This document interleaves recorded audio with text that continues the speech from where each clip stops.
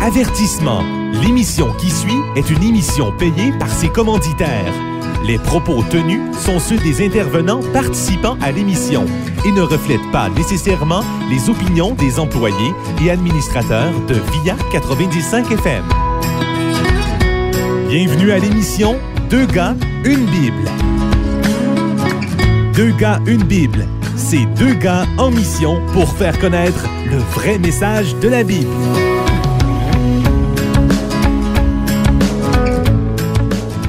Bonjour et bienvenue à Deux gars, une Bible avec vos animateurs, le pasteur Joël Lapierre et Frédéric Colella. Et c'est avec plaisir aujourd'hui qu'on adresse une petite phrase que vous avez tous déjà entendue et qu'il faut prendre le temps de réfléchir. Est-ce que la religion est l'opium du peuple? Frédéric. Oui, en effet, c'est Karl Marx, le papa et le fondateur du communisme, qui a fait cette phrase « Est-ce que la religion est l'opium du peuple ?» Et je pense vraiment particulièrement qu'il visait le christianisme, puisque il a dit ces choses-là en Europe, à une époque où le christianisme était certainement la religion ou la croyance qui était répandu en Europe.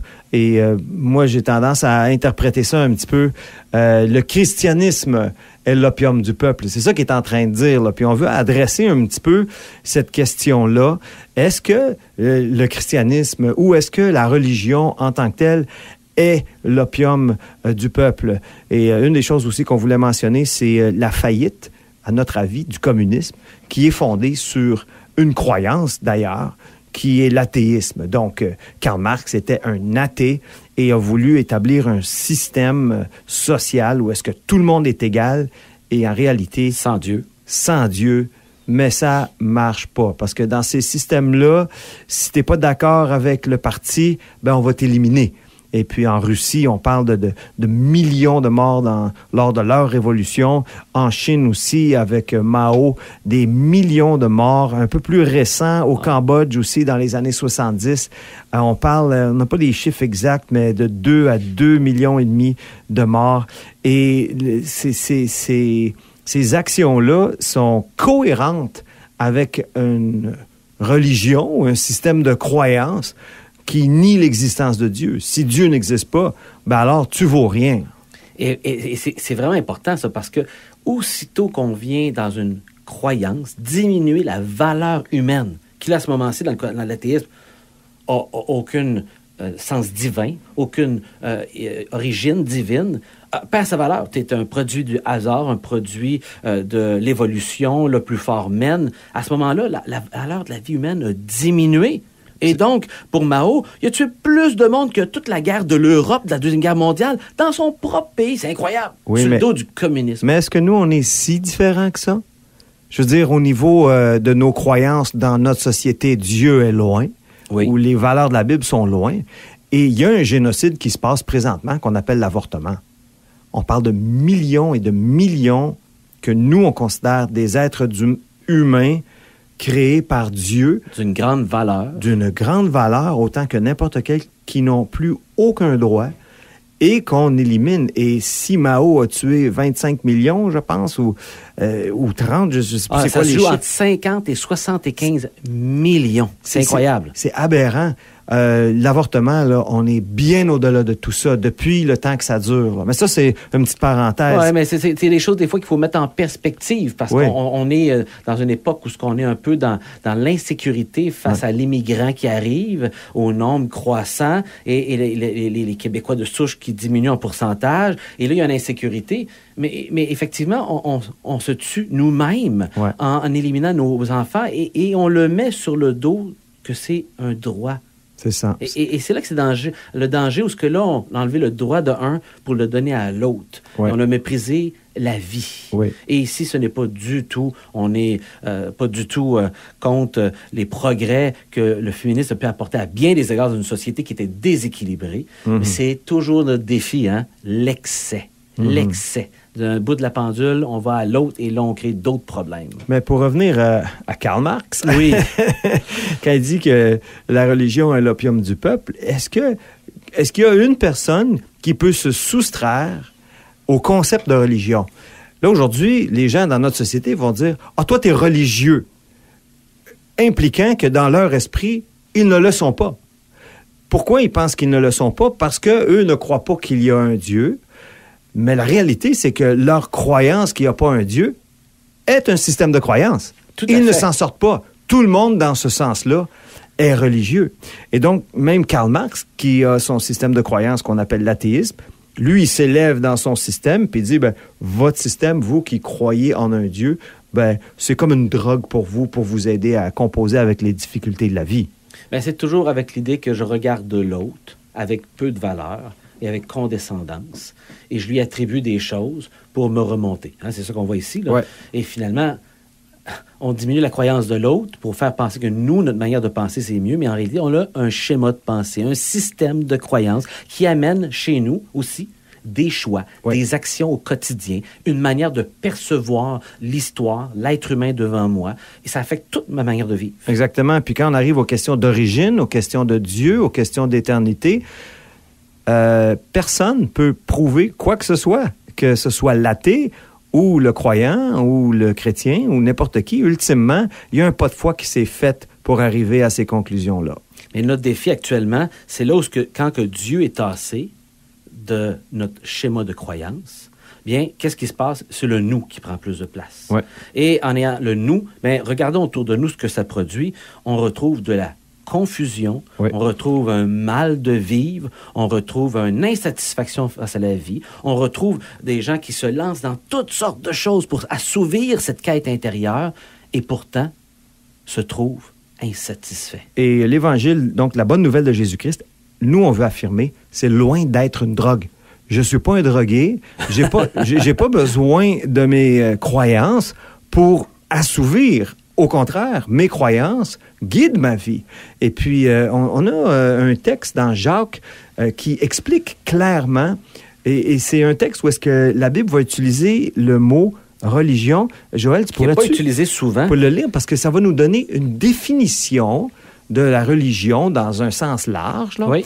Et on va voir que la définition que la Bible donne est loin d'être une drogue. Là. Non, c'est du concret. C'est dans Jacques, le chapitre 1, le verset 26 et 27, qui dit « Si quelqu'un croit être religieux, mais sans tenir sa langue en bride, donc il n'y a pas de contrôle sur sa bouche, mais en trompant son cœur, la religion de cet homme est vaine. » Donc, il y a des systèmes de croyances que si ça n'amène pas du contrôle, des actions concrètes bénéfiques, tu te trompes, tu te leurres toi-même dans cette foi. Comment ça se manifeste? La religion, qui est pure et sans tache, devant Dieu notre Père, consiste à visiter les orphelins et les veuves dans leur affliction et à se préserver des souillures du monde. Donc, de se protéger de ce que le monde autour de nous veut nous tirer vers le bas par toutes sortes de mauvaises morales, par toutes sortes de mauvaises décisions, de mauvais désirs à cultiver. Et c'est de se préserver de tout ça qui nous tire vers le bas. Fait qu'on voit que la notion de religion est beaucoup en fonction de devant Dieu et des actions qui expriment le fait qu'on est devant Dieu. De façon très concrète. Quand on parle de contrôler sa langue, là, c'est pas facile. Parler en mal des autres, médire des autres, mentir. Écoute, c'est partout autour de nous. Et nous-mêmes, on doit se contrôler. Des fois, c'est tentant de dire des choses. Et tu sais, même les gens disent « Ah, il faut que tu roules la langue 7 fois dans ta bouche avant de parler. » Pourquoi? C'est difficile à contrôler. Donc, qu'est-ce que la Bible appelle la religion? C'est quelque chose de concret. C'est une bonne chose de contrôler sa langue. Tu veux pas dire n'importe quoi à n'importe qui. C'est bénéfique. Oui, puis se préserver des souillures, c'est-à-dire de ne pas faire le mal, d'être capable de se retenir puis de faire le bien. C'est loin d'être une drogue, ça. De visiter les orphelins, les veuves. Et le christianisme a été une source de bénédiction pour le monde depuis des siècles. Qui a mis en place les orphelinats, les missionnaires, les dispensaires médicaux, toutes ces choses-là. Ça sort de ça ici, ce qu'on vient de lire. Donc, c'est loin d'être un opium. Là. Non, tous ces services sociaux-là qui sont offerts un peu partout dans le monde sont un fruit du christianisme pour la majorité. C'est ça. Et l'expression pratique de la foi. Oui. Et donc, la Bible, ce qu'elle fait, c'est qu'elle place l'homme à sa place dans l'univers. Ouais. Et donc, l'athéisme ou le rejet de Dieu, de toutes sortes de façons, va aussi donner une perspective. Et je lisais dans National Geographic, l'édition du mois de mars 2018, une phrase qui m'a sauté au visage. Et il disait ceci: « Pour l'ensemble de l'histoire de l'humanité, il a été impossible de mettre la Terre dans une perspective cosmique. » J'en reviens pas. Excusez, mais c'est un orgueil extraordinaire ici que l'homme sans Dieu se lève à une place que dire « Oh, grâce maintenant qu'on a fait un saut pour aller jusqu'à la Lune et on a envoyé quelques sondes là dans notre système solaire puis qui sont en train de prendre quelques photos ou qu'on a un télescope qu'on a regardé un petit peu plus loin, que tout d'un coup, maintenant, on connaît notre place dans l'univers. » Et pourtant, la Bible regorge d'expressions, d'une compréhension claire de la dimension de l'univers et de la place de l'homme dans le monde. Et Salomon, le roi Salomon a dit, mais quoi, Dieu habiterait-il véritablement sur la terre?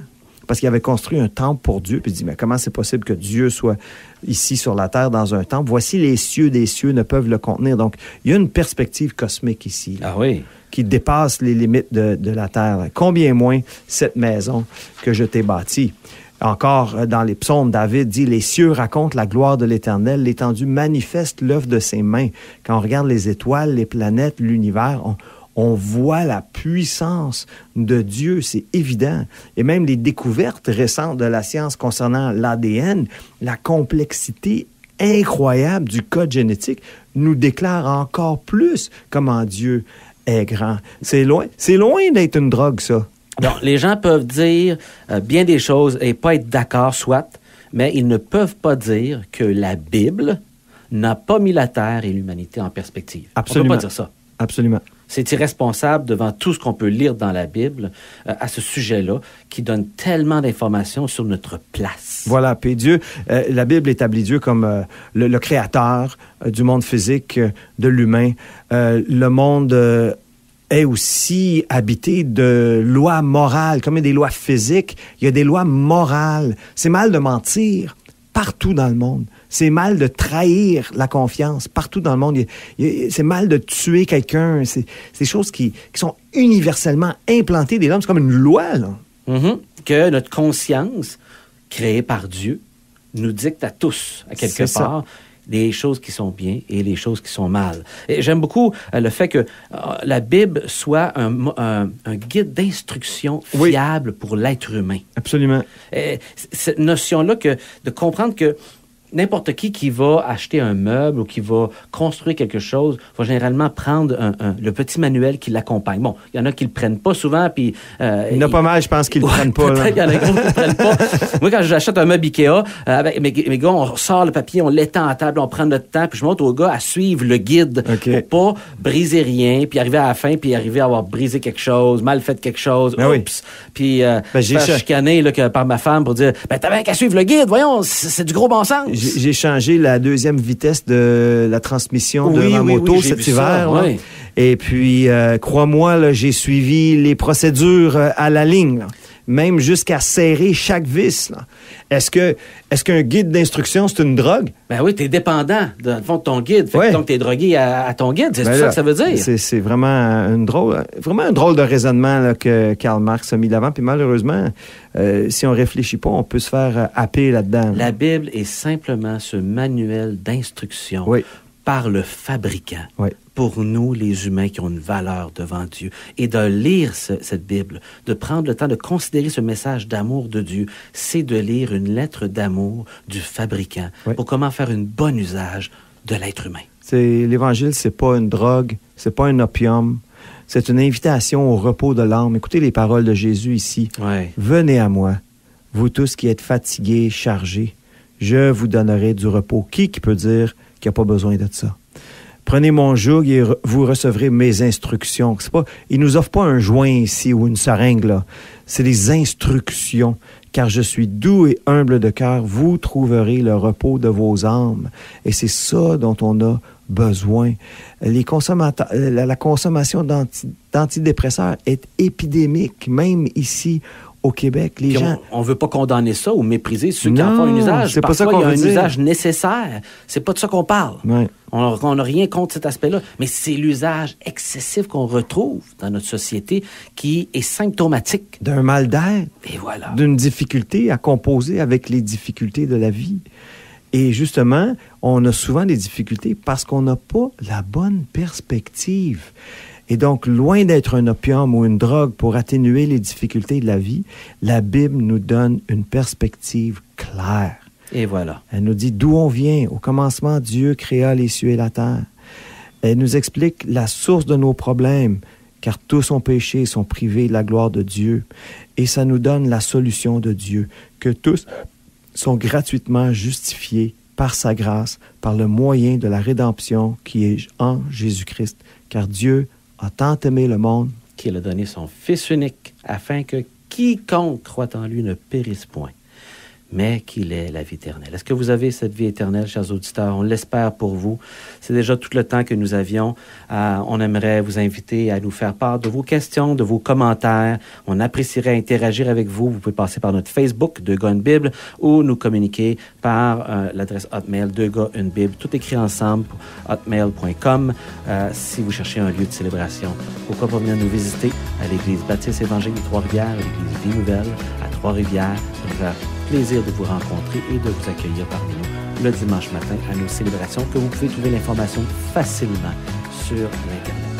D'ici notre prochaine rencontre, on vous invite à... ne pas consommer de drogue et lire la Bible. Tout à fait.